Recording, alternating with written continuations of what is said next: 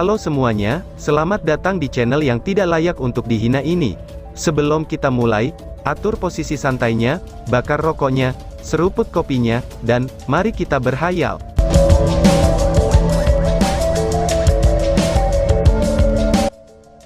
Kita lanjut ke alur ceritanya. Gelombang spiritual yang menakutkan bertahan selama 1/4 jam, sebelum akhirnya berangsur-angsur menjadi tenang. Tidak, ini tidak mungkin. Bagaimana mungkin perasaan seperti itu bisa ada di antara manusia? Manusia seharusnya vulgar dan tidak tahu malu, dan mengabaikan apapun di depan keuntungan. Mengapa kamu memiliki perasaan seperti itu? Mengapa? Teriak Elux. Elux melolong histeris. Saat ini dia tampak seperti serigala yang terluka, dan benar-benar menjadi gila. Sekarang sudah tidak ada serangan jiwa yang datang. Long Haoshen semakin dekat dengan CR, dan dia juga memperhatikan, bahwa saat ini Long Haoshen penuh dengan ketidakpahaman. Dia baru saja setuju untuk mewarisi warisan Elux, jadi mengapa nekromanser suci ini membuat keributan seperti itu? Elux terus berteriak sejauh ini, tapi Long Haoshen bisa merasakan aura kematian di lantai 7 Tower of Eternity menghilang dengan kecepatan yang mencengangkan. Tempat ini yang awalnya penuh dengan esensi cahaya yang pekat, secara bertahap mendapatkan kembali nuansa sakralnya. Kegilaan ini berlangsung selama 1/4 jam, sebelum Elux berangsur-angsur menjadi tenang. Meskipun dia hanyalah jiwa tanpa jasad, dia butuh napas besar untuk bernapas, dan tubuhnya setidaknya setengah dari ukuran sebelumnya. Tapi itu telah menjadi putih bersih. Saat ini jiwanya tampak tersulut untuk membakar dengan kuat, dan api jiwa yang berdenyut di matanya berangsur-angsur menjadi tenang juga. Tidak terduga, sungguh hal yang tidak terduga, ucap Elux. Suara Elux jelas menjadi kaku, dan meskipun emosinya telah mereda, perasaan tidak mengertinya itu masih tetap ada. Long Haoshen menatapnya tanpa mengerti. Senior, kamu bisa membiarkanku mewarisi kekuatanmu, ucap Long Haoshen. Elux menggelengkan kepalanya, dan menjawab dengan sedih. Tidak, aku tidak memenuhi syarat, aku salah, aku tidak berharap kalau diri aku benar-benar salah, aku keliru selama beberapa ribu tahun, balas Elux. Dia menggelengkan kepalanya dengan penuh semangat, dan juga penuh rasa sakit. CR memegang tangan Long Haoshen yang saat ini pikirannya kosong, karena di pikirannya hanya dipenuhi dengan sosok Long Haoshen. Dia dengan hangat berdiri di sisinya, semua jejak dinginnya yang asli benar-benar lenyap. Kabut dari trauma masa mudanya, semuanya tersapu bersih dan tidak meninggalkan jejak. Jika ada yang bertanya mengapa, pasti dia akan menjawab bahwa itu adalah kekuatan cinta. Itu benar, Haoshen menunjukkan cintanya yang abadi, rela melepaskan keyakinannya demi cinta. Ini menyebabkan sublimasi pada jiwa CR, karena semua perasaan negatif dalam dirinya tersapu bersih pada saat itu juga. Tidak ada lagi yang penting dalam kehidupan, di mana cinta yang memuaskan ini ada. Elux mengangkat kepalanya, tatapannya yang bersemangat menghadap ke arah sepasang kekasih ini. Ekspresi hangatnya mengandung kekaguman yang tak terucapkan, tapi tidak ada jejak kecemburuan. Mau mendengar ceritaku tidak? Itu cerita dari 60.800 tahun yang lalu, tanya Elux. Suara Elux berubah mengandung kesedihan yang pekat, yang muncul di sekelilingnya.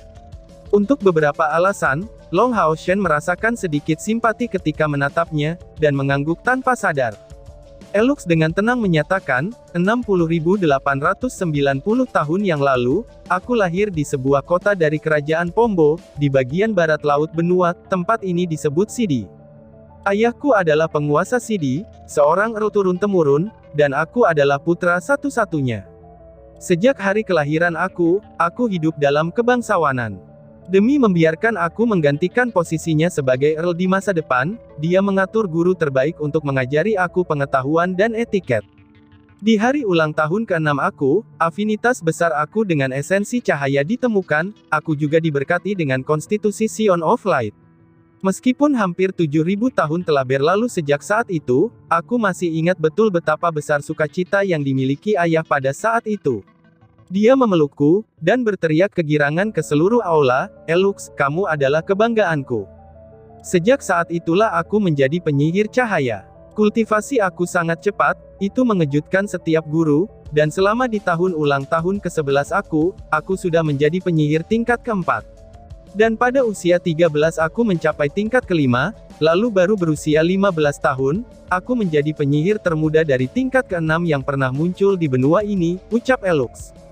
Pada titik ini, Long Haoshen juga terkejut, itu karena, meski ia juga Scion of Light, ia belum mencapai tingkat keenam ketika dia berumur 15 tahun. Dengan kata lain, Elux bahkan lebih menonjol darinya pada usia yang sama, yaitu 15 tahun. Elux melanjutkan, ayah berkata bahwa aku sangat berbakat. Oleh karena itu, dia secara pribadi membawa aku untuk berpartisipasi dalam perang bakat yang diselenggarakan pada waktu itu antara tiga kerajaan oleh Gereja Agung, di mana hanya anak muda di bawah usia 20 tahunan yang diizinkan untuk berpartisipasi. Oh iya, apakah Glorious Church masih ada pada saat ini? Apakah mereka sudah mengambil alih seluruh benua? Ucap Elux. Long Haoshen menggelengkan kepalanya. Tidak, pada awal zaman kegelapan 6000 tahun yang lalu, Gereja Agung telah dimusnahkan oleh iblis, balas Long Haoshen. Apa? Musnah, ucap Elux dan menjadi kosong, dan segera membuat pernyataan aneh. Bagus, aku tahu bahwa suatu hari mereka akan menempuh jalan ini. Jadi, aku tadi berkata sampai di mana ya? Tanya Elux. Perang bakat, jawab Chai-Er mengingatkannya. Oh iya, perang bakat.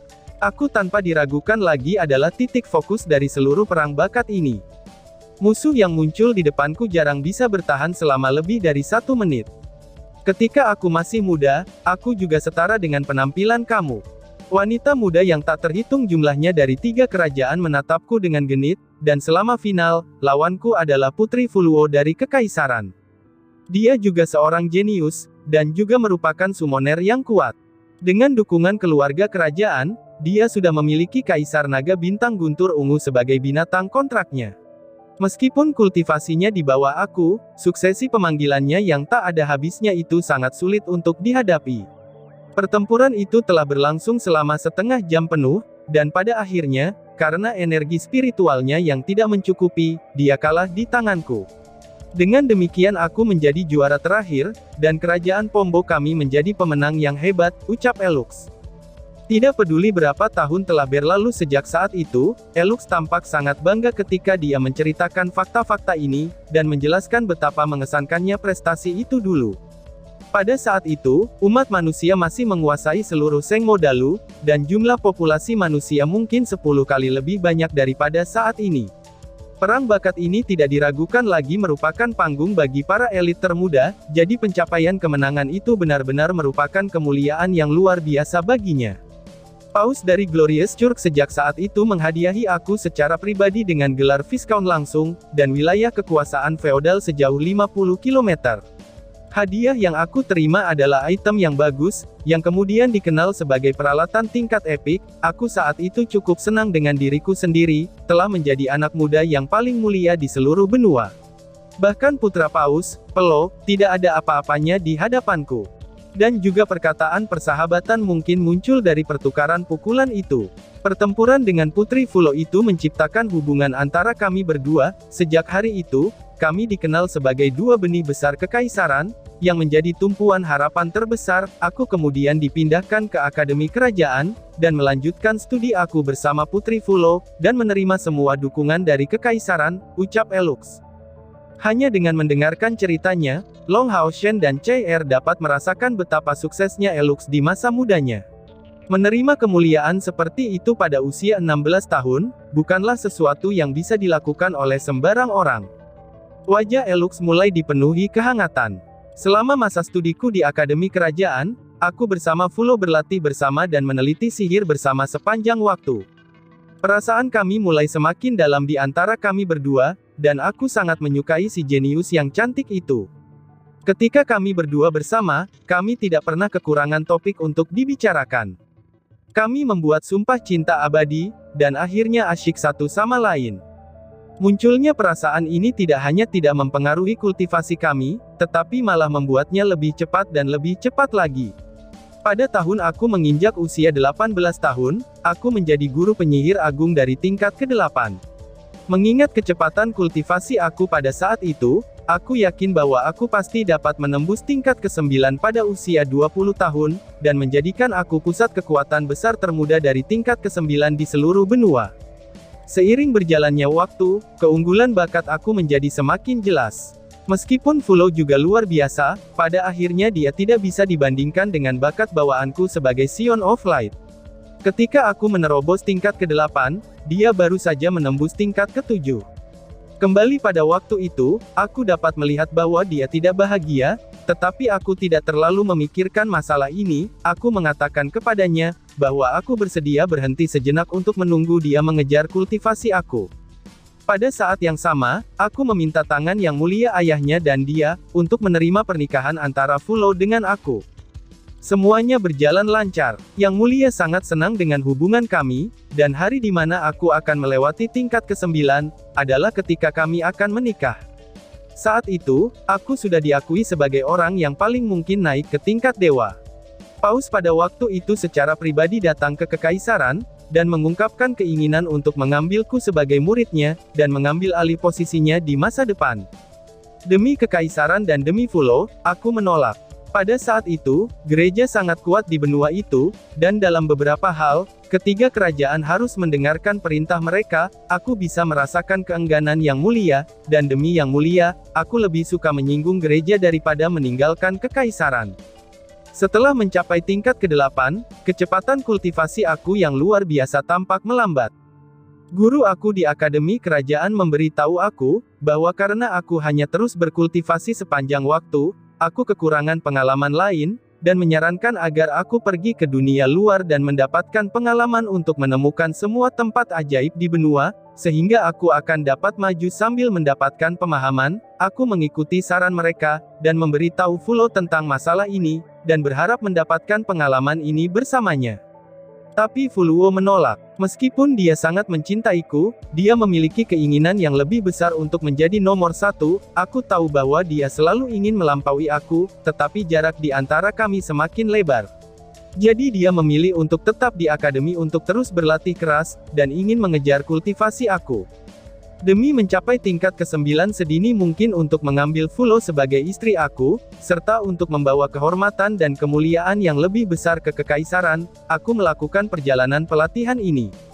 Tetapi aku tidak pernah menyangka, bahwa karena perolehan besar dalam perjalanan ini, periode yang masuk dalam hidup aku, itu akan menjadi mimpi buruk total, ucap Elux. Pada titik ini, wajah Elux menjadi berangsur-angsur semakin menyeramkan, dan dipenuhi dengan amarah. Bersamaan dengan amarahnya, fluktuasi jiwanya yang kuat menyebabkan getaran berulang di Menara Eternity. Setelah meninggalkan Kekaisaran, aku menjelajahi seluruh benua. Dengan kultivasi aku sudah mencapai tingkat ke-8, aku hampir tidak menemui tantangan. Selama 2 tahun penuh, aku berkeliaran di hampir semua kota di 3 kekaisaran besar, aku menemukan semua kondisi dan kebiasaan setempat, dan mengalami kegembiraan dan kesedihan dunia. Cakupan dunia aku dan kultivasi aku, semuanya membuat kemajuan yang berarti. Dan mungkin karena aku adalah orang yang dipilih oleh Dewi Cahaya, aku memiliki banyak pertemuan bahagia dalam 2 tahun ini, dan memperoleh teknik bela diri dengan kekuatan yang luar biasa. Ketika aku kembali ke Kekaisaran, kultivasi aku telah mencapai puncak tingkat ke-8. Setelah melihat Fulo lagi, aku tidak bisa menahannya dalam pelukan aku, sambil terisak-isak karena kegembiraan yang luar biasa. Aku bisa merasakan bahwa aku sudah mendekati tepian tingkat ke-9, dan itu hanya pada 1 langkah lagi untuk menerobos, dan percaya bahwa aku akan dapat menikahi Fulo yang paling aku cintai dalam waktu dekat, dan juga menjadi pusat kekuatan besar terhebat di masa depan milik Kekaisaran. Pada saat itu aku hampir tidak memiliki gagasan tentang skema, dan memberitahu Fulo tentang semua petualangan aku selama 2 tahun pelatihan ini, untuk membagikan perasaan yang aku miliki selama pertemuan yang bergerak dengannya. Namun, sesuatu yang agak tidak menyenangkan terjadi pada aku, kemudian putra paus tertinggi tiba-tiba bergabung dengan Akademi Sihir Kekaisaran untuk belajar. Pada waktu itu, aku merasa sangat aneh, mengapa dia datang ke sana. Dibandingkan dengan Kekaisaran Pombo kita, Gereja Agung seharusnya telah mencapai tingkat penelitian sihir yang lebih dalam, jadi dia tidak perlu datang ke sini untuk melanjutkan studinya. Namun, aku tidak terlalu memikirkannya, karena kegembiraanku berada di ambang menikahi Fulo. Setelah aku memberitahu Fulo segala sesuatu tentang perjalanan aku, dia menaruh minat besar terhadap teknik bela diri yang aku peroleh dalam pertemuan aku, berharap bahwa aku bisa menyerahkannya untuk dia pelajari, tetapi aku menolaknya. Teknik bela diri itu tentu saja ajaib, tetapi sama sekali tidak bisa dipelajari atau digunakan, karena biayanya terlalu mahal, dan aku khawatir dia akan terluka dalam proses itu. Apakah kamu tahu teknik bela diri macam apa itu? Bahkan sekarang aku masih merasa itu benar-benar ajaib. Meskipun itu hanya sebuah langkah, itu membutuhkan harmonisasi yang sempurna dengan jiwa pemiliknya untuk dieksekusi, itu tampaknya berasal dari suku kuno dari dunia lain, ini adalah jenis teknik jiwa bela diri, teknik ini memiliki nama yang sangat aneh, itu disebut teknik tortoise shell. Ketika aku baru saja mendapatkannya, aku masih menganggapnya sebagai seni bela diri yang defensif, tetapi setelah penelitian mendalam, aku menemukan bahwa itu hampir tidak ada hubungannya dengan pertahanan, tetapi merupakan kemampuan prediksi. Saat itu, Gereja Agung adalah satu-satunya entitas di seluruh benua yang memiliki seorang pembawa pesan. Aku juga memiliki beberapa pemahaman tentang itu, yang bisa mereka prediksi hanyalah masa depan. Adapun teknik bela diri itu, penggunaannya akan melakukan semacam ramalan, dengan aspek yang benar-benar sombong, dan tanpa syarat. Meluncurkan teknik tortoise shell yang akan bertindak pada semua makhluk hidup dalam cakupannya, bahkan si pengguna tanpa terkecuali. Dan bahkan jika seorang dewa berada di area efeknya, ia tidak akan memiliki kekebalan juga, itu sama halnya seperti dipengaruhi oleh kontrol absolutnya. Ini adalah teknik yang sangat menakutkan. Tetapi pada saat yang sama, karena memiliki efek absolut, teknik itu membawa bahaya tertentu. Teknik ini memiliki ketidakpastian yang besar, setelah menggunakannya, pengguna tidak akan memiliki kontrol atas efeknya. Dengan kata lain, efeknya mungkin positif, atau mungkin juga negatif. Tetapi bagaimanapun caranya, pengguna harus menanggung bebannya, jika menggunakannya, itu sangat mungkin menawarkan pengguna sebagai pengorbanan untuk teknik tortoise shell setelah beberapa penggunaan jika mereka kurang beruntung. Bagaimana mungkin aku bisa belajar teknik bela diri seperti itu? Atau bahkan memberikannya kepada Fulo? Ucap Elux. Pada titik ini, Elux memiliki pandangan yang sangat pahit. Tapi Fulo tidak mengerti upaya melelahkan aku. Dia pikir aku ingin menyimpannya untuk diri aku sendiri, dan dengan demikian menolak untuk mengirimkannya ke orang lain. Efek dan efisiensi absolutnya, sampai-sampai dewa sekalipun terlalu memikat, dan membuatnya sama sekali tidak bisa memperlakukannya dengan mudah. Kenapa dia tidak mempertimbangkan itu jika aku benar-benar ingin menyimpannya untuk diriku sendiri, maka aku tidak akan memberitahunya tentang hal itu. Awalnya, aku berpikir bahwa dia hanya membiarkan emosinya untuk sementara mempengaruhi keputusannya, dan tidak terlalu memikirkannya. Kemungkinan itu akan menjadi tenang setelah 2 hari. Seperti yang diharapkan, ketika aku pergi mencarinya 2 hari kemudian, dia tampaknya telah pulih sepenuhnya, dan hanya tampak seolah-olah dia masih memiliki beberapa kekhawatiran. Tetapi sikapnya terhadap aku itu sama seperti sebelumnya, dan masalah hari itu tidak disebutkan lagi. Aku tidak pernah berharap dia menjadi gadis yang berhati ular, yang telah melaksanakan rencananya terhadap aku, ucap Elux. Elux menggertakkan giginya ketika seluruh tubuhnya bergetar, dan jelas karena pengalaman yang dia miliki saat itu terlalu menyakitkan. Kemudian pada hari yang cerah dengan cuaca yang baik, dengan langit biru membentang terus-menerus di atas cakrawala, dan sinar matahari sangat berlimpah. Esensi cahaya yang intens membawa rasa harmoni yang tak terlukiskan kepada aku sebagai Scion of Light, dan sinar matahari ini sangat ideal.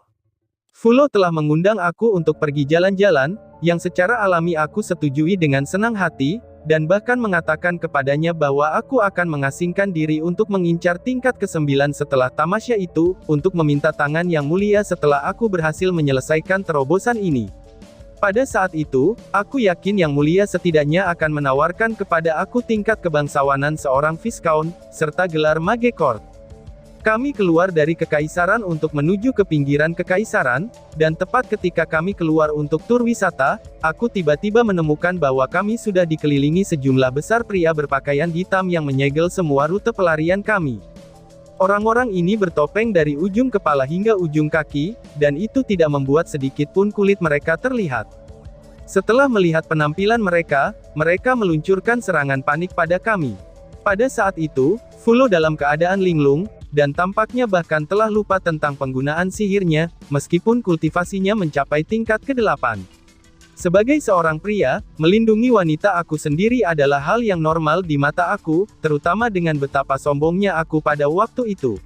Mengandalkan kultivasi aku yang mencapai puncak tingkat ke-8, aku memanfaatkan berbagai sihir yang telah aku teliti dengan susah payah. Orang-orang berpakaian hitam itu sangat kuat, tetapi banyak dari mereka terbunuh di tanganku.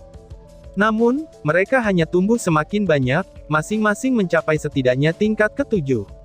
Aku merasa sangat aneh pada waktu itu, jika banyak kekuatan besar dari dua kekaisaran besar lainnya benar-benar disusupi, bagaimana mungkin kekuatan besar dari kerajaan kita mengabaikan mereka hingga sedemikian rupa. Jika ini terus berlanjut, aku takut Fulo dan aku tidak akan pernah bisa pergi, jadi aku segera mengambil keputusan untuk mengeluarkan Fulo untuk segera keluar dari pengepungan.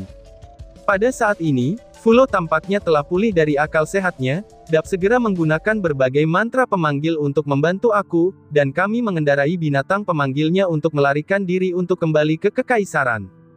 Ketika kami mengira musuh sudah tidak lagi mengejar kami bergegas keluar dengan kecepatan penuh, dan tembok-tembok kekaisaran yang jauh bahkan terlihat. Tapi tiba-tiba, sedikit rasa dingin meresap di hatiku, dan ketika aku menundukkan kepalaku, aku menemukan belati hitam pekat menusuk dalam-dalam di dadaku, dan pegangannya dipegang di tangan Fulo, ucap Elux. Pada titik ini, Long Hao Shen dan Chai Er tidak bisa menahan tangis.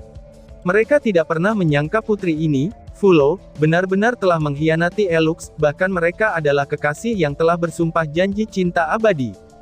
Pada saat itu, wajahnya benar-benar penuh dengan kedengkian. Air mata kesedihan mengalir dari mata Elux. Dia bahkan bergumam, "Kenapa kamu tidak menyerahkan Tortoise Shell kepadaku? Mengapa? Kalau kamu memberitahukannya kepadaku, aku tidak akan berencana untuk pergi sejauh ini pada awalnya," gumam Fulo. "Hati aku sakit, bahkan lebih sakit daripada luka aku. Dadaku yang dingin perlahan-lahan mati rasa, dan aku bisa merasakan kekuatan vitalku mengalir keluar melalui belati itu. Bahkan pada saat itu, aku masih tidak dapat mempercayainya, bahwa Fulo yang aku cintai adalah biang keladinya untuk melawan aku. Aku sangat mencintainya. Demi menikahinya, aku berlatih siang dan malam. Semua demi berbagi kebahagiaan bersamanya di masa depan. Tapi dia menusuk belati yang penuh racun di dada kiriku, mengarah ke tempat yang seharusnya berhubungan dengan hati orang biasa. Tusukan ini membuatku benar-benar putus asa. Dia seharusnya jelas-jelas menyadarinya, bahwa aku tidak punya kecurigaan sama sekali terhadapnya, dan terlebih lagi, tikamannya telah ditentukan waktunya saat kewaspadaanku adalah yang paling longgar. Sekejap ini, bahkan lebih banyak pria berpakaian hitam datang dari depan kami. Mereka sepertinya telah menunggu sejak lama, dan berharap semua ini terjadi sejak lama. Penyergapan sebelumnya hanyalah sebuah permulaan, tetapi tusukan Fulo adalah titik kritisnya dalam gerakan melawan aku.